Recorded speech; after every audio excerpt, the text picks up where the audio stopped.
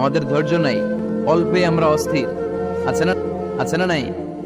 এই দেশের মানুষ খুব বেশি অস্থির, বাংলাদেশের মানুষ খুব বেশি অস্থির। আমি পৃথিবীর অনেক দেশে ঘুরেছি, সেখানে দেখেছি মানুষজন খুব ধীরস্থির ভাবে কাজ করতে পছন্দ করে।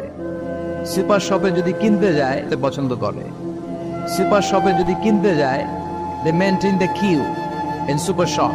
সুপার শপে লম্বা লাইন, সবাই যে ওখানে ভদ্রভাবে দাঁড়ায়। একজন যাবে টিকিট কাটতে যাবে, লম্বা লাইনের পর একজন দাঁড়ায়, একজন যাবে আরেকজন।